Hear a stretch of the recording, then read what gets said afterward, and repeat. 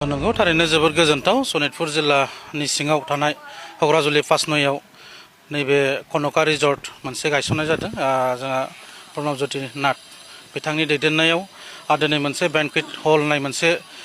बेयाव हाबा जानो हानाय आरो बेयाव पार्टी बायदिसिना मेल मिटिं जानो हानाय मोनसे हल गिदिर मोनसे बेखेवनाय हाबाफारि बे बेखेवनाय हाबाफारियाव जोंखौबो हांख्रायनाय लेखा जों बेयाव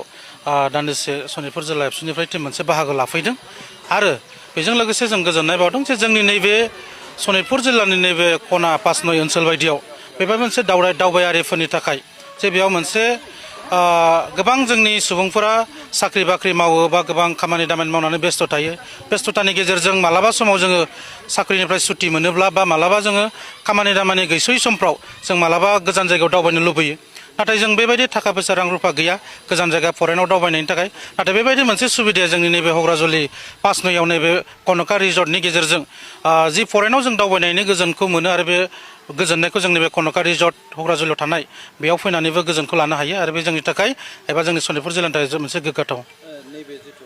फेमिलि फैथारग्रा मोनसे परिबेस दं नंगौ थारैनो बियो थारैनो फेमिलि रिजर्ट आरो बेयावखौनो मोनसे बेबायदि बेआइनि बा बेबायदि मोनसे जाथाय जानाय दिनैसिम जों खोनायाखै बा नुवाखै इभेन आंबो बेयाव खेब्रैसो जाबाय सफैनाया बे हिसाबै खोब बेबायदि मोनसे समाज बेरेखा खामानिखौ दासिम जोङो नुवाखै बा जायाखै आरो बेयाव फेमिलि मेक्सिमाम फेमिलियानो दावबायफैयो आरो बेनि परिबेक पुलनिफ्राय लानानै बेयाव सुइमिं पुलनिफ्राय लानानै नाव जावनाय गराइ गेलेनाय चेस गेलेनायनिफ्राय लानानै बेयाव गुबुन गुबुन एक्टिभिटिस बेयाव गोबां नुनो मोनो आरो बेयाव गेलेनायनि मोनसे परिबेक दङ उन्दै उन्दै गथ'फोर गेलेनायनि थाखाय बा जोंनि बोराय बुरिफोराबो बेयाव फैनानै जथेस्थ' गोजोननायखौ मोनगोन होननानै जों